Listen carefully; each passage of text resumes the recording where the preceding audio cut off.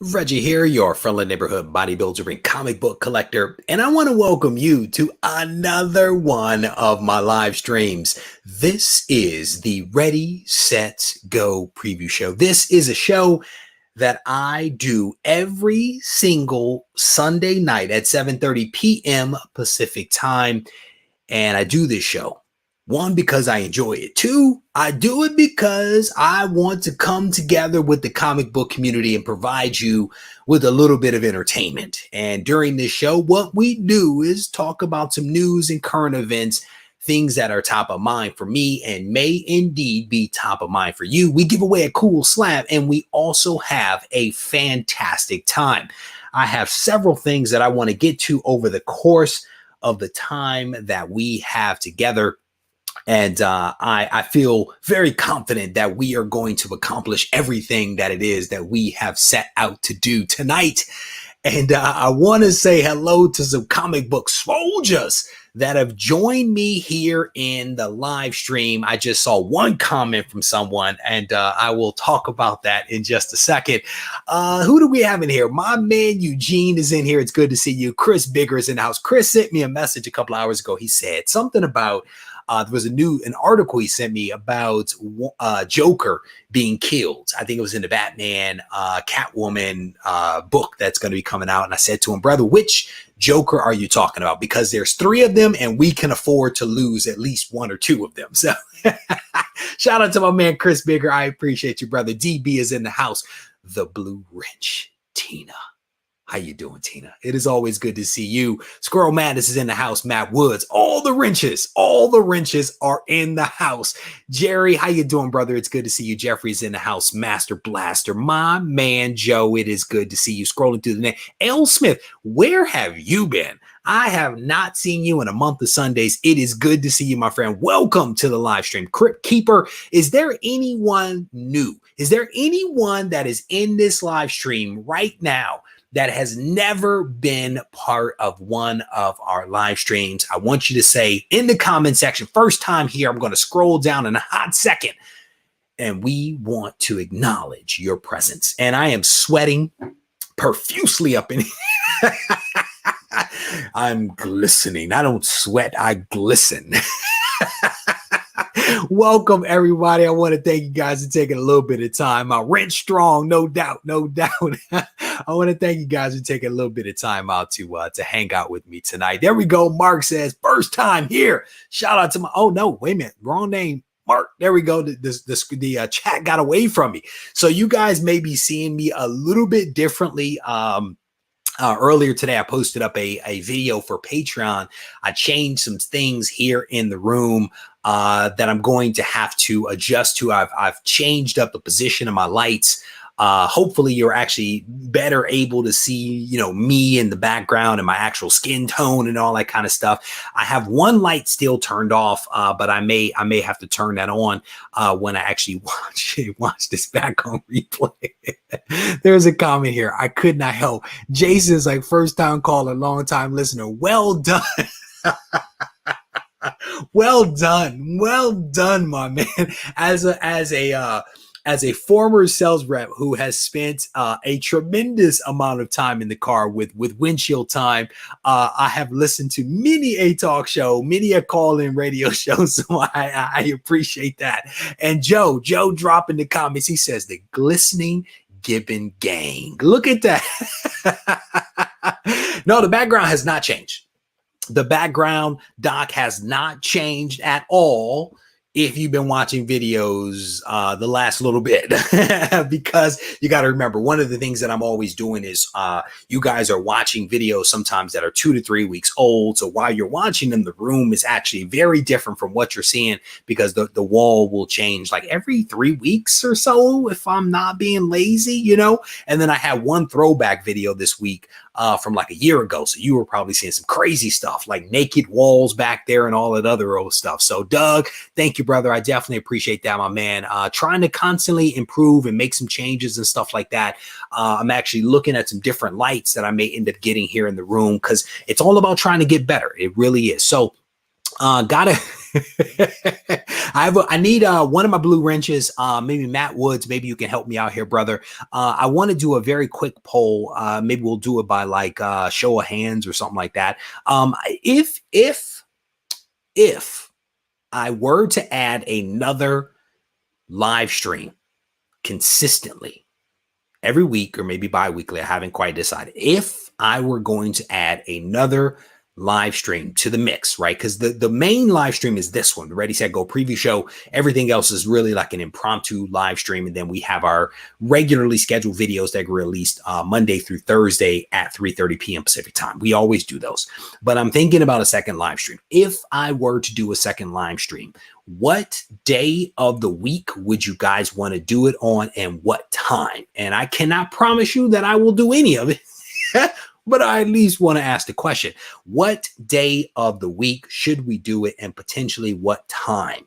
And it may be better to do, I'm going to be honest with you, like morning's probably not going to happen unless it's Saturday or Sunday, but let's do like morning, afternoon, evening, right? Morning, afternoon, evening, and then the day of the week. Matt Woods, if you can help me out and kind of keep track of that, brother, I would definitely appreciate it. And maybe we can connect after the show or later in this live stream. You can just kind of let me know what people are thinking about. If I were to do another live stream consistently during a week, right, outside of this show on Sunday night, what day and potentially what time, i.e. morning, afternoon, or evening, should I do it? All right. So hopefully we can get some comments there that that I might be able to make some magic with. All right. So there's a couple of things that I want to talk about.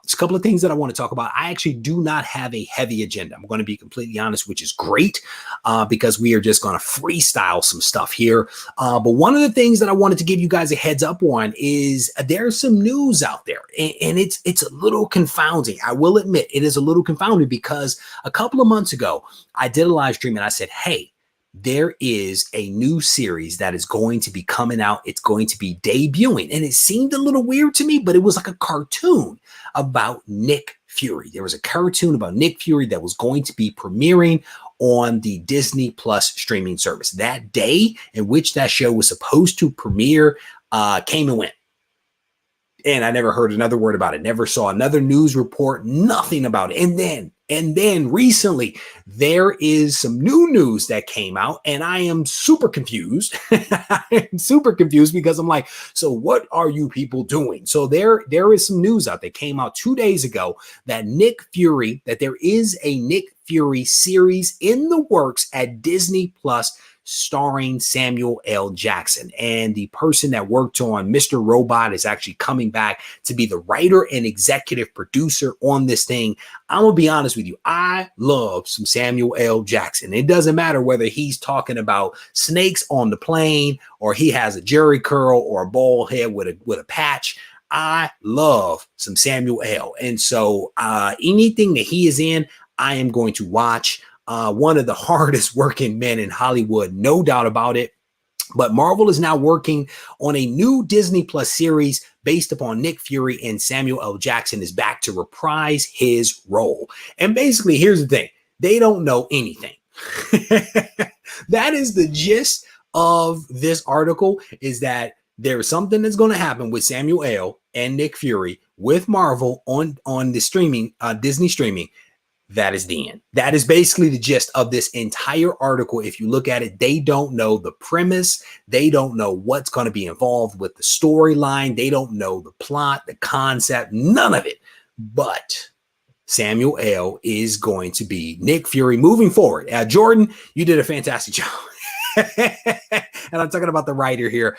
He basically was like, hey, some stuff's happening. But I don't know anything, but some stuff's happening. So there you go. That is the gist and the end of my coverage of this particular topic. But I'm a Nick Fury fan, man. So I'm definitely pumped to actually see what happens with this. Let me bounce back to the chat real quick to kind of see what's going on. Mr. Robot was awesome. Ultimate team up. Number 5 was the first Samuel L. Jackson Fury, says Chris Bigger. Mr. DC there. Mr. Robot. Oh, I lost the comment. Mr. Robot writer, yes, says Daniel P. Scrolling through the comments here. Disney Plus is confusing My man Joe here with respect to Marvel, popping up to say hi, Mr. D. Oh, somebody was saying hi to Mr. DC. There you go. It is all good, brother. Thankfully, my wife is putting the kids to sleep right now. Fingers crossed that they sleep for quite some time, because we put them in the pool, and by pool I mean the hot tub, but don't tell them that it's a hot tub. It is a pool. They were in there for like 5 hours, and hopefully they sleep all night. So fingers crossed. So there was a comment here. What is this? Jonathan says, I told you last stream, Reggie, I'm pumped for that, because I don't think we ever got enough of him just being Nick Fury. He has an awesome, yeah. I actually did not see your comment, so you have my apologies there, Jonathan. But yeah, Nick Fury's dope, man, and I'm definitely looking forward to seeing what he's doing. A lot of Disney Plus news, whether it's Moon Knight and She-Hulk, seems to be clickbait for casting rumor. No doubt. There is a lot of clickbait out there, no doubt. But I think Disney streaming is still trying to make some magic over there. I actually haven't even connected to the service because I don't think that there's anything new out. I've been watching The Boys for like the last 24 hours, basically nonstop. And episode 4, if you haven't seen episode 4, I was worried about The Boys for a hot second with episode 4, but thankfully it did not go there, and it all is right with the world. Scrolling down. All right, so we have a count. Hold on, wait a minute. Let me do this. Chris Bigger says HBO Max is betting big on DC with all the DC goodness on the way. Man, I mean, I think that they have AT&T a fantastic asset in the DC properties. And I think that the consolidation that they are doing, while it resulted in a loss of job, I think that the consolidation down to a single platform puts them in a better position to actually be competitive, because there are only so many dollars that your average household has to spend on streaming services. So the fact that they are consolidating all of these assets down to HBO Max, and we talked about this last week, they are doing some things with the comic side of things in terms of consolidating it to one platform. I think it's DC Infinite or something like that. I can't remember the exact 3 words, but what they're doing there, people lost their jobs, yes, but I think that what they are doing hopefully will actually position them to be much more competitive. So there's a comment here. So far, 18 votes for Wednesday, 3 each for 7 p.m. and 7:30 Pacific Standard Time. All right, good. So not too bad. I mean, 86 people in here, 18 of you voted.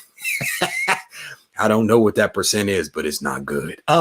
So for those folks that came in a little late, I am thinking my way ahead to like next year, and I'm starting to think about what are the things that I want to do, what are the things that I want to change, right? Because it's all about trying to get better. And one of the things that I have debated for some time is, do I want to add another show, another live show, instead of doing as many impromptu shows as I do some weeks? Should I just add a second show? And I don't know if I'm completely sold on the idea, but what I do like is what happens here on the Sunday show, where everybody knows that the Sunday show happens. It happens at 7:30. People show up, and there is a great sense of community. With the impromptu shows, it's a little different. It's a little different of a dynamic.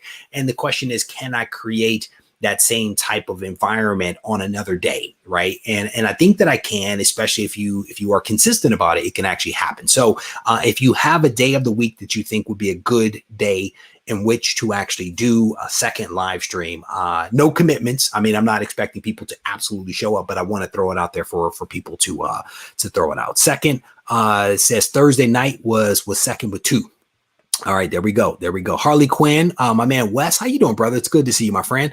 All right, so scrolling down through the comments here, will you be adding another comic?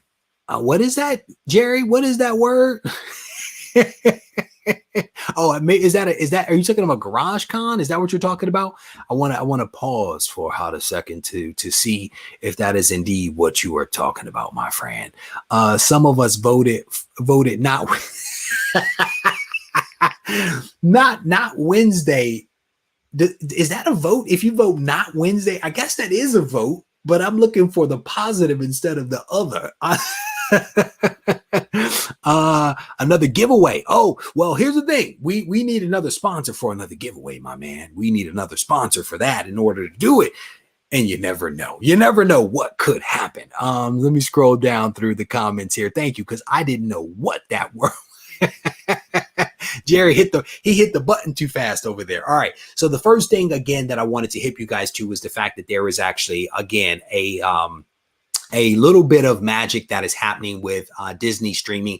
They're going to at some point in the future unveil a new streaming show featuring Samuel L. Jackson. We don't know whether it's going to be like an Agent of the Shield kind of thing or what, right? We have no clue what it's going to be. But I'm gonna be honest with you, I am excited to see it. Because Samuel L. is fantastic. And yeah, there we go. All right. So the other thing that I wanted to talk with you guys about is this little ditty here. And I'm not going to go too deep into this article. I'll be completely honest with you. We're going to kind of scrape the surface of this thing. But this is an article that actually came out. When did this come out? This came out 4 days ago. And it actually talks about who the classified villain of Ten of Swords, may be one of the greatest X-Men ever, is one of the X-Men's greatest allies about to become one of their worst foes. And I don't think that headline is correct, right? Because I think what they actually talk about in this article is not necessarily an ally. What they are saying, if you have not read Ten of Swords, there is a character in there that is, I guess it is a villain. There's some debate about whether it is actually Apocalypse's wife and some other things that are happening right there. If you haven't read it, it is like almost 70 pages of text, and it is dense. But this article actually goes on to basically answer the question of who this character is right here. And there's a lot of mystery around this particular character. But essentially what this article is saying is that this villain is actually Storm. They are literally saying one of the most stalwart X-Men and often a leader of various X-Men teams, Storm, has been one of the most central mutants to the X-Men saga since her introduction in 1975. They go on to talk about some of her status as a hero, as a protector of people, will actually change with Ten of Swords. And this is a little bit, this is very interesting for me. This is interesting because they actually talk about giant size X-Men, Jean Grey and Emma Frost. They talk about giant size Storm #1, which is an issue I have not yet read it. But one of the things that they actually point to as like their evidence for why it might be Storm is literally this image right here. They are hanging, let me make sure you guys can see that. They are hanging their hat on the fact that because the left side of this tarot card appears to be a black person, that it has to be Storm. And I don't think that that's great evidence. I'm going to be completely honest with you, because one of the things that I actually did was I went back and I looked at House of 10 and House of X and Powers of 10. I went back and looked at those issues. I looked at the free comic book day X-Men book that was released. And if you look at those images, what you will, and then also Ten of Swords, what you will actually see in those images is that they actually swapped out certain characters for other characters. So they released artwork showing like Banshee, for example, when in the final artwork, it was not Banshee, it was another character. They show one that was Blob or Glob or something like that. And in the final artwork, it was actually another character. So my point is that because this person appears to be black does not necessarily mean that ultimately it will be revealed to be a black person. I just thought that that was a little bit of some interesting stuff. I mean, and I'm gonna be honest with you, I do not necessarily know who this character is. I'm gonna be completely honest. I probably need to read Ten of Swords like 10 more times in order to really understand everything that is being said in this thing. But here's the thing. If I had to put money on it, what I would say is that it is not going to be Storm. Fundamentally, Jonathan Hickman has not changed any characters. He has modified them, he has tweaked them, but he has not necessarily turned them on their head, if you will, and made a bad person good, right? You haven't necessarily seen that. So the idea of taking Storm and making Storm evil and fight the X-Men, I just don't see that happening. I really don't. But I will tell you, and again, this is not a fully thought out concept. I will say that. But if I had to take a guess, if I had to take a shot on goal, what I would do is I would take a shot on goal that it would be this character that is actually depicted right here. And I don't know if you guys remember this. This was in, I think it was like House of X, like issue number 2 or something like this. This was essentially where Apocalypse extended a hand to Moira. He extended a hand to Moira McTaggart. And she is literally standing shoulder to shoulder, if you will, with Apocalypse and some of his original horsemen. And again, this was released, I think it was in House of X, issue number 2, long before any of the issues that are coming out right now. We actually see the 4 horsemen, and we didn't know essentially that they were the horsemen, the original horsemen at the time that this came out, but some thought him a monster, some called him evil. And this is basically her standing shoulder to shoulder. She says, but to Moira, Apocalypse was simply the only solution that had not been tried. She literally has taken his hand. She has taken his hand. And so in my head, I'm like, if I'm going to put some money on it, it is not going to be on Storm turning her back on the X-Men, but it might be on Moira. It might, and this is Moira right here. I believe that this is Moira again, standing with some of the horsemen and Apocalypse, and they are going to war, right? They are going to battle. And again, in my head, I think that one of the things that kind of makes sense to me is that Moira has tried lots of different things, right? And one of the things that she had not tried, of course, was joining with Apocalypse. She joined in one of her mini lives with Charles. She joins with Magneto, right? Then she joined with Apocalypse. And if you go back to the timeline, if you guys remember her various lives, there was a timeline or 2 timelines that just continued on. And one of them was where she joined with Apocalypse, where Apocalypse killed Magneto and where the Apocalypse War actually started. We don't even know what the Apocalypse War is, but if you think about it, the powers, what is it? 10 of Swords is about a war that has gone on for a period of time. So is it Moira? I don't know. Plus, where is Moira? Where is she? We haven't seen Moira in a very long time. Where is Moira? So if I had to put some money on it, it would not be on Storm. It might be on Moira. Because Moira definitely is gangster. Apocalypse's wife, probably Storm, gets possessed. Maybe you never know. Looks like an ex-fiance. Jonathan's voting over here. Says Wednesday sounds good to him. Scrolling through, let me see. Did I just lose my? I may have just lost my chat. It looks like my last comment here was several minutes ago. So let me go over to, what is that, to the YouTube machine and see if I can pick up my chat. One of the bad things about this platform sometimes is that it loses its connectivity to YouTube, which makes it really, really painful. So let me see. So you go. So Philly Born says, not since X-Men 6 has she been seen. Like she was in that bunker down there, like hanging out, right? And so again, in my head, okay, so Almighty Liger King says it's St. Croix. I don't know. We shall see. The Gibbon reincarnated says pretty fly. Blame the Gibbon for everything, man.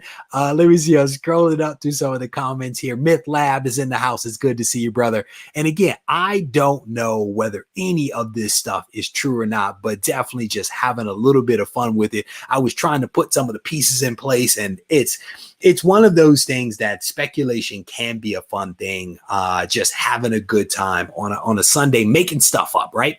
So a couple of things I definitely want to encourage you guys, if you are in the live stream right now, to go ahead and hit the thumbs up button because it is good for the algorithm to show engagement and all that other kind of stuff. The other thing is that Matt Woods is keeping score over here for me, because if I were to add a second live show per week, if I were to do it, the question is, what day would you guys want to do that live show? Right now, a lot of people are voting for Wednesday, a couple of people for Thursday, and Doug voted for not Wednesday. That was Doug's vote. I think he was the only one that voted for not Wednesday. So there you go. Doug's like, speculate responsibly. That's what's up. That is what's up. I like to put caveats around it where I'm like, look, I'm just making some stuff up. I could be completely wrong. Nobody go out and spend crazy kind of money on Moira, right? No one do that. That is not what I am encouraging people to do. And then the very last thing that I actually want to surface for you guys, and again, we're going to just kind of skim this one real quick. We're not going to spend a whole lot of time on it. And definitely I will open it up. If there's things you guys want to talk about, throw it up in all caps because it'll actually help me to be able to see it. But one of the things that I briefly wanted to touch on was this other article from Newsarama, one of the news sources that I like to go to on a regular basis. They're making an argument here that two series, right? Immortal Hulk and also the ongoing X-Men series have actually fundamentally changed some things with regard to comics. And this is actually something that I have spoken about before. I spoke about it specifically around Jonathan Hickman and the X-Men, not necessarily around the Immortal Hulk, but this writer, George, does a good job of connecting these two things, because I do think that they are essentially related. And the gist of this article, again, is found on Newsarama, is that basically death has been used to basically sell comics, right? Death has been used in many ways inappropriately, right? Because if you think back to it, right, when Jean Grey died, it was definitely a sad day. If you listen to Chris Claremont, she was supposed to stay dead. They decided to bring her back, right? John Byrne decided to bring her back with the help of, editors at Marvel. And it was in many ways considered by some people to be a betrayal. People were like, she is dead. She should stay dead. Same thing with Superman. People were like, Superman died. Why are you bringing him back, right? So essentially what has happened with both Jonathan Hickman's run of the X-Men and also with Immortal Hulk is that they are basically saying the resurrection of superheroes is just part of the thing, right? Superheroes and villains, for that matter, can do extraordinary things. And one of those extraordinary things is that they come back from the dead. And so with the X-Men, it is the resurrection protocols where the five come together, they harness their energies, and they bring people back to life. Cerebro infuses the host organism with the backup mentality in the mind and the soul, if you will, of those people that have passed away, and they are brought back, right, through these resurrection protocols. You have X Factor that goes out and does research and investigates to ensure that someone is actually dead before they resurrect them. And then when it comes to Immortal Hulk with Al Ewing, there's the five right there. When it comes to Al Ewing, basically what he has said is that if you are imbued with gamma irradiation, you essentially cannot die, right? You may die and you may temporarily be like off the table, but you will basically be resurrected. And we have seen that with the Immortal Hulk. We have seen that with Sasquatch. We are also about to see that with She-Hulk, with the Immortal She-Hulk one shot that I spoke about a couple of weeks ago. Al Ewing is doing something really phenomenal with his writing and with the mythos of these characters. And it's really cool. Like if you guys read Immortal Hulk, you remember this issue where basically the Hulk was essentially dismembered. He literally was dismembered and put into jars. And through, comic book magic, he was able to pull his body back together. And it was fascinating. It was fascinating to watch. And essentially what these two writers are doing is saying you can no longer use death to sell comics. You can now no longer use death to actually be sensational. You as a writer now just have to tell good stories. And there are people, I will tell you, that don't buy into anything I just said. There are some people that don't believe any of that. But it is, and it is, in the opinion of these two writers, exactly why they decided to do what they are doing right now. Is that Jonathan Hickman has been quoted as basically saying, writers can no longer be lazy. They just have to tell good stories. They cannot cheat their way through selling of comics anymore. So again, just something else that I wanted to kind of throw out there for you guys. I'm gonna pop back to the comment section here to live stream to see what you guys are talking about. Chris Bigger says, dang, now Death is out of a job. Death is out of a job like many other people right now, man. People are getting furloughed and all that other stuff, man. It is brutal out there, brutal. Scrolling, Luis Cruz is in here. It says extremely late, but I'll catch the replay. What's up? It's good to see you, brother. Mr. Cruz, thank you for joining. What did it say? He said, burn it all down. What is this? There we go. My man Joe, Anachronic Comics says comic book writers have cheapened death. And there you go. That's essentially what has happened. And that's why, again, there are some people, again, that don't believe that that's what Al Ewing and Jonathan Hickman are doing, but there is a motivation a lot of times with these guys. So Pickled Hulk is always good. Almighty Liger King's a nut. He says Pickled Hulk is always good with mustard. Well done. And I think, and Doug's making a point here, and so is Matt. I think one of the things that they talked about was that Jonathan Hickman literally has like killed everybody. They were like, he basically destroyed the entire universe at one point, right? So the list of characters who have not died is probably a super short list, because just about everyone has died and has been brought back at one point in time, right? And so, it's a very interesting idea here, I think. And if these guys continue telling some good stories, man, at the end of the day, that is all that matters. And I saw somebody the other day, and I can't remember who it was, but they were like, this is probably going to be an unpopular comment. They were like, it feels like the X-Men books started off really good and have now fallen back into a lull. And I don't know if I disagree with that. And that could be partly because they are about to ramp up for this Ten of Swords thing that basically just dropped. So that could be part of it, why there seems to be a lull in storytelling, because they're about to ramp up with, like, what is this thing? This is a 22-part miniseries or something like that, or crossover event, which is just massive, just massive for no reason. I mean, the issue number 1 is like, I don't know, almost 70 pages, which is that's a lot of words. I wish my chat was working, because Jeffrey P just said Green Hulk and eggs. Well done. Well done, bro. I'm sorry. I'm popping my mic over here. Oh my goodness. Vanessa says Hulk smash potatoes. Well done. You guys are hilarious. So if anyone gets a shot of gamma, they live forever. Shot, says Chris Bigger. Well done. You guys are fantastic. I don't know what you guys have been doing this weekend or tonight, but you guys are clearly on fire tonight. What is this? I'm scrolling through some of the comments here. That was why Logan, the film, was so great. Death felt real, painful, not just a plot point. Well done, says Doug.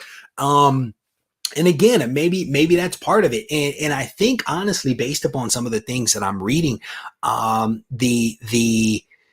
the status of the Five and the Five's ability to actually bring people back from death, that may be in jeopardy.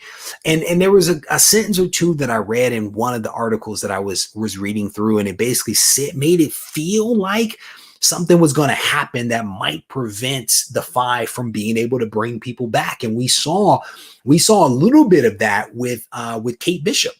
why do I keep saying somebody? So there's somebody that was like, why do you keep saying Kate Bishop? It is a mistake because I'm thinking about Bishop and I'm thinking about the chess pieces.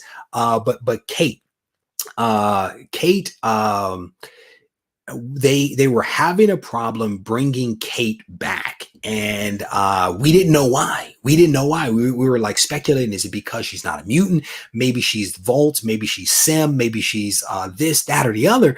And basically, they were not accounting for the fact that she has phase ability, and that's essentially what it was. But that was one of those really, really cool and original type of things that that they did. I think they tried to resurrect her like, I don't know, 70 times or something stupid. But again, something that I read leads me to believe that potentially the power of the Five's ability to resurrect people may be in jeopardy, and we will see whether that actually whether that is true or not. So let me scroll down through the comments here. Again, a little bit harder for me to actually see this one because it's a black screen. But again, if you guys throw up in all caps, man, come on. Come on, brother. Come on, Almighty Liger King. I forgot you guys can't see what I'm laughing at because I can't put it up on screen. But Almighty Liger King says, why do you call her Kate Bishop? Brother, because it's a mistake. Somebody else asked me that. Because I make mistakes, okay, people? That's why certain things happen, you know? Why can't she still cross the brother? Jorge is asking a really good question about Kate, and he's like, well, why can't she still go into? I don't know. I really don't know. And again, I think that that's again one of the really great things about like Jonathan Hickman's style of writing is that he has these little threads that he kind of puts out there, like any good writer, that at various points he goes back and he pulls them right. Again, I went back to House of X and Powers of 10. How long ago was that? And I'm looking at it and I'm like, those are the four horsemen right there. Those are the tarot cards. What is that? And again, a lot of the stuff that he did in those earlier issues are actually playing out to some degree or another in what we are reading right now. And I think that, again, that is one of those fantastic things. Why can't you go to the gate? Stay tuned for like issue 100 because that's when it's going to be revealed. I mean, that's basically what this dude is doing. He is putting out these really great threads and these cliffhangers that he will pull a little bit later on. So scrolling through, you want Kate and Bishop to get Almighty Liker King says you want Kate and Bishop to get it on. Oh man, Kate's on some different stuff. If you're reading Marauders, Kate's doing some interesting stuff, and I would say stay tuned to my Instagram for tomorrow because there may be a similar post that gets put up tomorrow. Did I go back? Juggernaut is asking, did I go back to Decorum by Jonathan Hickman? I did not, bro. I did not. After, what was it, Decorum 2 or 3? After I took like 3 shots on goal and was just like, I just kind of sat there. I could not do it. I could not do it. I couldn't do it. Some people have said that it's pretty good, and I just haven't been able to get back to it. Scrolling through, so there's a question here from Rudy. Rudy saying, how does someone go about volunteering to moderate, and also how do you do it? Asking for a friend. So my blue wrenches, in all full transparency, are people that I talk to a lot. They're people that I talk to a lot behind the scenes. I've actually gotten to know, and I've met some of them. I've gotten to know them as people, know that they have good judgment.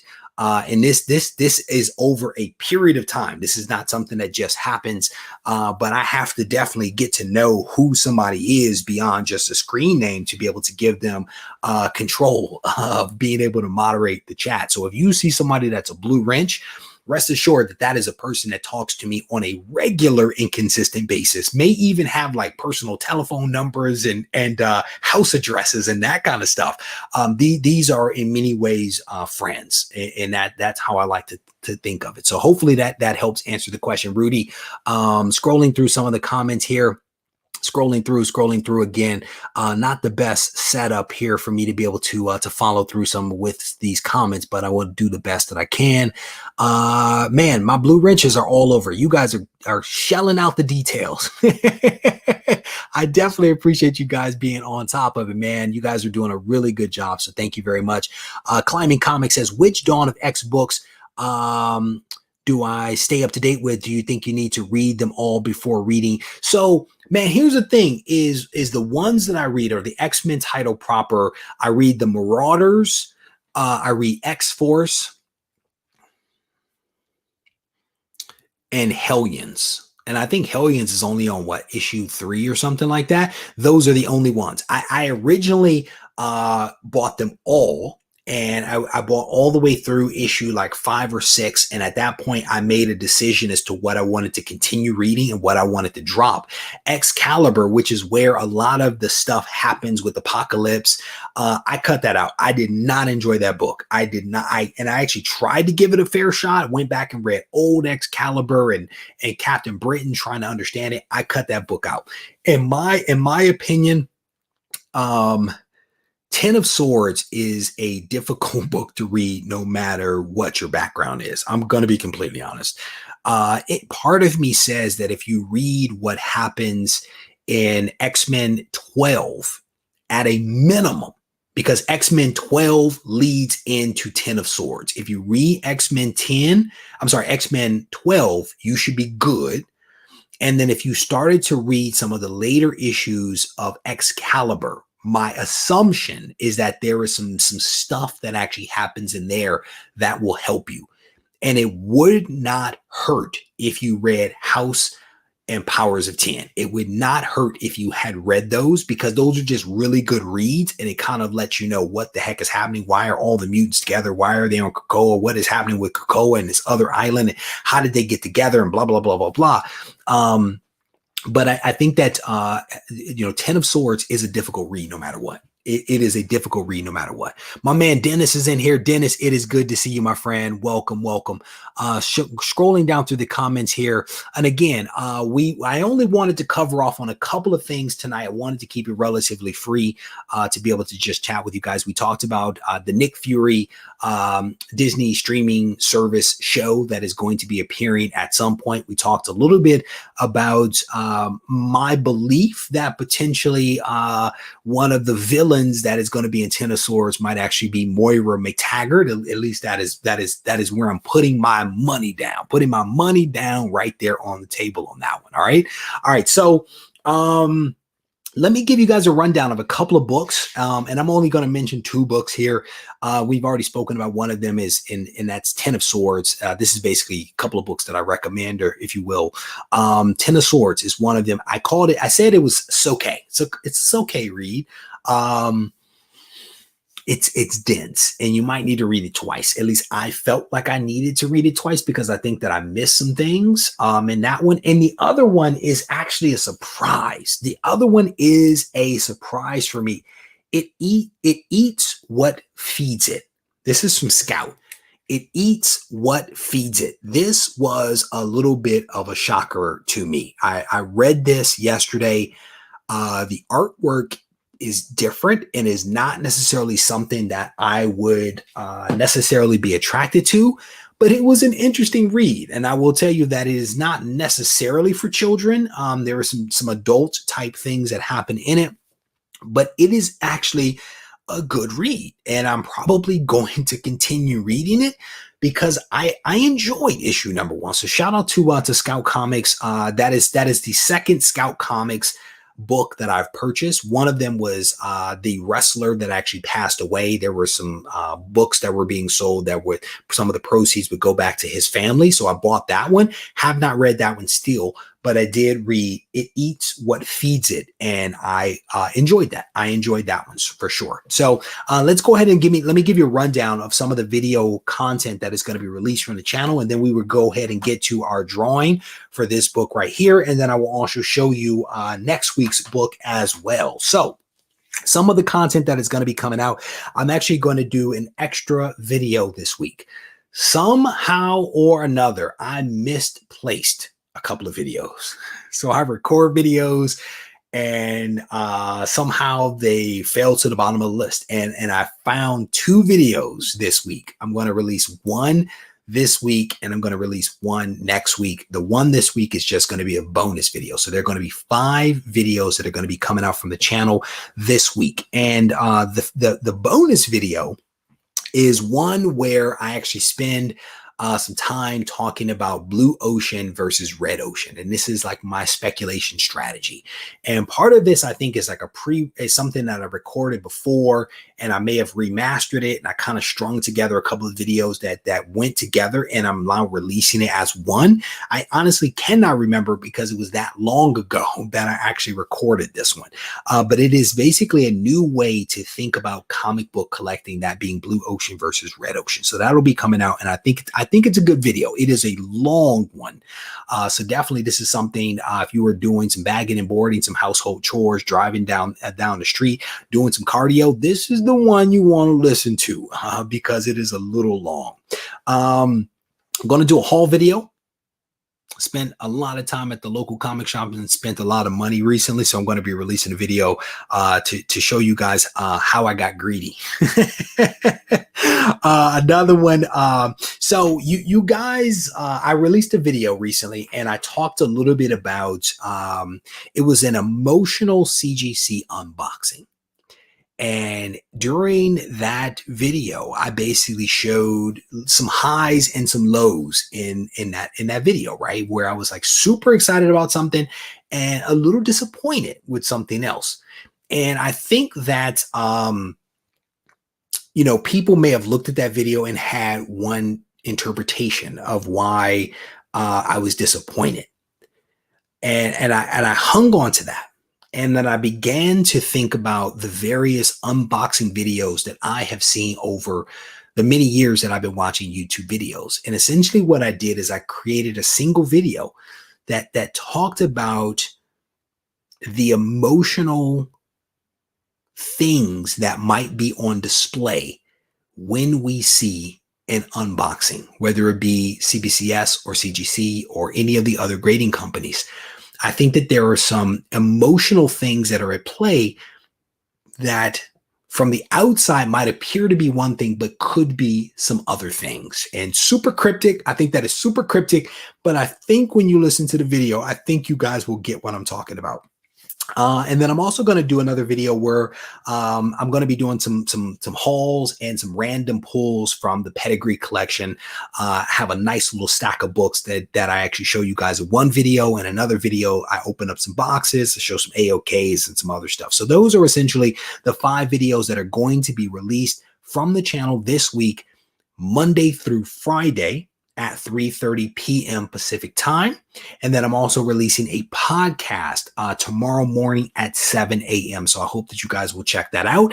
So lots of content that is going to be coming out this week. And I may also go live once this week. We will see how my week goes and whether there's any news that comes out, but a healthy amount of content that is going to be coming out from the channel this week. So hopefully you guys will be able to check some of that stuff out. So let me go back to the chat real quick, because again, I don't have the ability to see myself and you guys at the same time. So Evan's like, podcast? Ooh, yes. So we do have a podcast. It is available if you search on iTunes, Google Play Store, Spotify,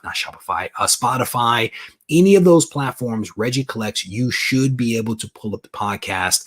Podbean is the platform that I use. And if you go to the channel page, there is a link up in the banner for you to be able to access all of the, a couple of them. I think iTunes is there. Apple Store, well, same thing right there, Google Play Store, and then Podbean. There's links to all that kind of stuff. So Wesley's like, Regie never stops to hustle. Man, I am constantly going. I got to tell you, I am constantly going. I have to get to 10,000 subscribers so that I can retire. No. All right, so let's go ahead. Let's go ahead and give away this book. I'm actually going to roll these dice, and then we are going to go ahead and give away Amazing Spider-Man issue number 229. I had to look over there because I could not remember what it was. Let's go ahead and roll these dice, and we rolled 4. That is a low number. We rolled 4, and it might actually be the second time that we've rolled such a low number in the last maybe 4 weeks or so. It seems like we just hit that one. So this is the list of individuals that were able to successfully enter this week's contest. Let me make this a little bit bigger so that you guys can see it. and you may actually recognize some of the names because some of these folks are here in the room right now. And just as a reminder, you do not have to be present in this live stream to actually be able to win, but you do have to claim your prize within 1 week. And you claim it by sending an email to Regie@regiecollects.com. And you give me your screen name, your real name, your mailing address, and I will bundle this stuff up for you. As a reminder, you will not only get the book, but you're also going to get an exclusive variant from our friends over at Go Collect, who sponsor this giveaway every single week. All right. So these are all the names of all the individuals that were able to successfully find the phrase this week and enter it in. And I think it was Stan Lee this week. So shout out to all these individuals in the US, Canada, and beyond. Thank you guys for constantly watching the content, and good luck to each and every one of you. All right. So those are the individuals. We're going to randomize this thing a total of 4 times. That is 1. Scrolling down to the bottom, that is 2. Here is 3. And the winner of this week's Go Collect giveaway is Robert. Robert, you, sir, are the winner. And then in second place, we have no grade to low grade. Oh, Tina. Tina broke the top 5. So we have Robert, no grade, Tina, Hector, and Mr. Comic 89. Those are your top 5. We have John here in 6th place, Andrew, Climbing Comics, Mista here, and then Son, Jay Son right here. Those are your top 10 individuals. Robert, you, sir, have 1 week to claim your prize, again, by sending me an email to Regie@regiecollects.com. And I will bundle this stuff up and get this awesome book sent out to you in a timely fashion. So let me go ahead and hide that. This is the book that we're going to bundle up. And again, there's a little something for everyone in here. This is a 9.8 with white pages. There's some Juggernaut, some Black Tom Cassidy, and a very sick, very, very sick. Looks like Aunt May, but it is Madam Web. We'll get this bundled up and sent out to you guys in a timely fashion. So all the books that we give away from Go Collect are valued somewhere between $150 and $200 at the time of purchase. Sometimes I go a little bit lower. Sometimes I go a little bit higher. So with that, I want to show you guys the next book that is going to be given away this upcoming week. But before I do that, I want to ask Matt, do we have an updated count here, Matt? Do we have an updated count as to where we landed? Jonathan's like, gorgeous book. Yeah, it's a dope book, man. Definitely a dope book. I wish I could keep it. I wish I could keep it. I give away some awesome stuff. I give away some awesome stuff, and then I never get to keep it. A lot of times I don't even own these books that I give away to you guys. So let me scroll down. Matt may have dipped. Hopefully he'll get 21 for Wednesday, 4 for Thursday. Okay, that helps. There's a lot of competition on Wednesday. So there's a lot of competition on Wednesday, but I am not opposed to. I'm not opposed to doing a show on Wednesday. So we'll have to think about that one. Aunt May was impacted. I'm not reading that comment, Rudy. I'm not touching that one, brother. All right, so this is this week's giveaway book, sponsored again by the folks over at Go Collect. It is Batman 357. This is the first full appearance of Killer Croc. This is an awesome, awesome book. It is a newsstand, a really cool book, 9.2 white pages. I actually have a couple of copies of this in my collection, and this book could be yours 1 week from today. All you have to do is to take the time to watch the videos that come out from the channel over the course of the week. And in one of those videos, I give you a phrase. You basically take that phrase, you head over to the community tab, you find the post, and you may have to scroll down, but you find the post with a link. You click it, you go to MailChimp, you plug in 3 pieces of information. 2 of them are about you. 1 of them is a phrase that I would have given you in one of the videos that comes out sometime between Monday and Friday. The videos could be pre-recorded, it could be live streams, but there is a phrase in there. And one other thing that I wanted to mention is that every single book has been claimed, with the exception of the one that we just gave away. Every single book that I had on my desk here has been claimed, with the exception of this book right here. All right, so there you go. If there's things you guys want to talk about in the last couple of minutes here, throw it up in all caps, and we will try to dig into it. Remember that time? Remember that time that Aunt May was messing around with Doc Ock? Man, do I remember that time? They were about to get married, brother. They were walking down the aisle and everything, you know? Gotta love some Doc Ock. He was trying to put in work. He was trying to put in work. Let me tell you. Caps, please. Yes, please. So I'm gonna make some comments. There's a couple of people that are like, the phrase for this week is robust. Let me just tell you, the phrase is never given out on Sunday night. Never on Sunday night will there be a phrase. The phrase only comes out Monday through Friday. So let's be clear about that. Let me see what you guys.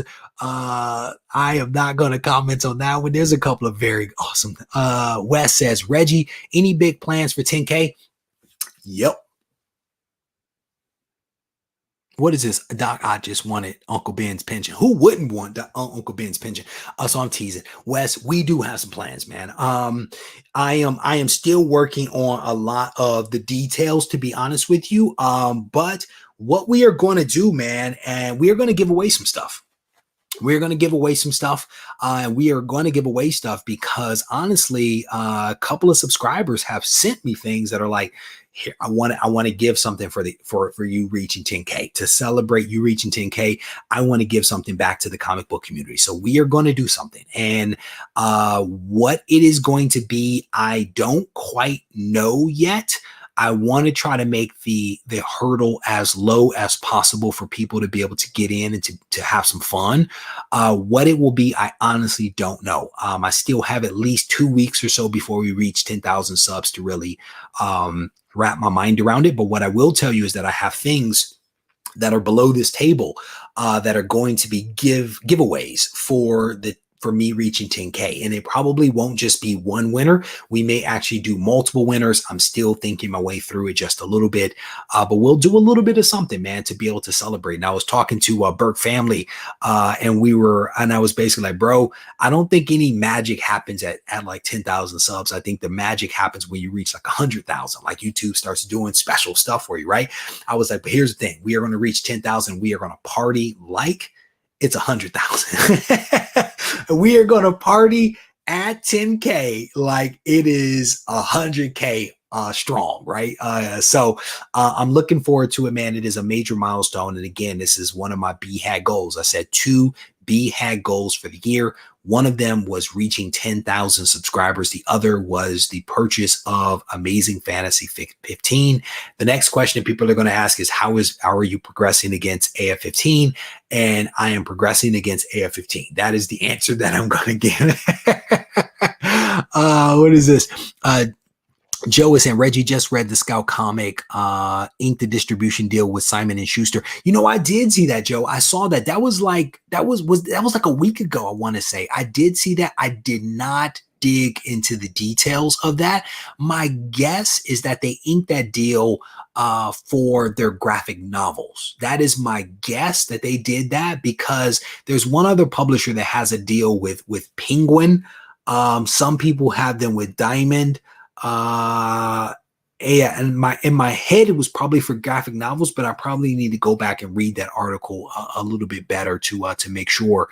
Master Blaster Party like it's 1999. I was resisting the temptation to say that, but that's what I was thinking. What is this? Who's going to win 10K when you reach 10K? Here's what I will say to you, Almighty Lurker King. Someone will win 10K when I reach 10K. When you give me 10K, you give me 10K, brother, I will make it rain up in here. Okay.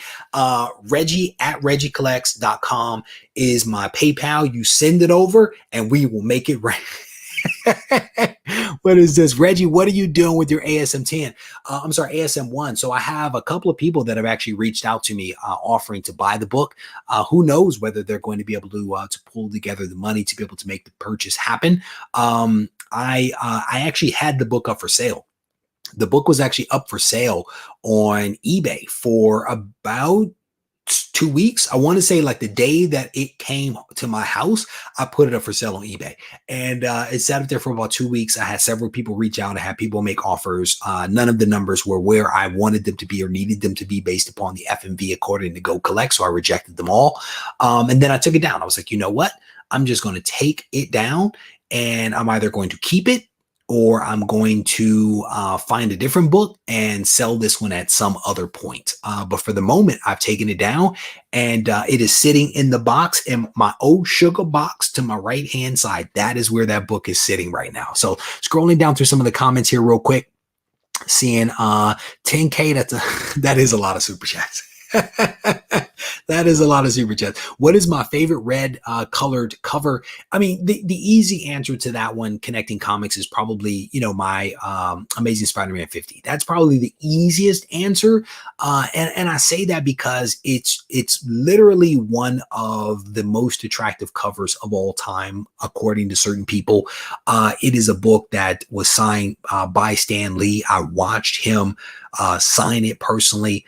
And it is just an awesome cover that I personally enjoy. So that is an easy answer for me. If it's a harder one, I would have to think a little bit more about what that cover would be, to be honest with you. Nothing is coming to mind right now at the moment. Almighty Liger King says, you're going to get 10K in Monopoly money. Well done. PayPal does not send Monopoly money though. That doesn't work. My wife, Regie A, says, my wife wants to know what happened to your red wedding band. I still have it. I actually, when I was a professional bodybuilder, I guess I technically still am, even though I don't compete. I actually had a sponsor that used to send me all kinds of rings. So I have maybe a dozen or so rings in various colors. So I changed them out periodically. My favorite color combination probably is white and white. So a white watch with my white band. My white band has gotten kind of thin, and I probably need to buy a new one now just because of that. But I still have it. I have all the colors. And I mix it up. It's just somehow or another, I get a little lazy and you get like a green or a gray or something like that. So, all right. So let me go ahead and wrap this thing up. I want to thank you guys for hanging out with me just a little bit here on Sunday night. I know that it is getting late on the East Coast, but I want to thank you guys for hanging out. I hope that you guys enjoyed the show. And if you did, I certainly want to encourage you to hit the thumbs up button and tune in. Continue to tune in to the videos and content that get released from the channel, because it all makes a difference. Shout out to all the Patreon members for their continued support. Shout out to all the Blue Wrenches for moderating and keeping me on track and on course. I appreciate each and every one of you. And if you need to reach out to me, feel free to do so on Instagram, which is my preferred, at Regie Collects, or you can send me an email to Reggie@RegieCollects.com. If you're feeling frisky, head over to the website. There's some fantastic blog posts that have been put up by bloggers, and I think we're probably going to get a couple more, hopefully in the next few days, that I'll be posting up as well. But just some really good content there. If you want to continue reading some things, there are some thought-provoking blog posts that go up, as well as ones that give you previews into some books that are coming out that are literally on the stands, right? So if you're like, well, how good is this book or that book? We may have a blog post there that will actually answer that question for you with a lot of really great detail. With that, I'm going to wrap it up. I want to thank you guys again. If you need me, I am not too hard to find. Take care.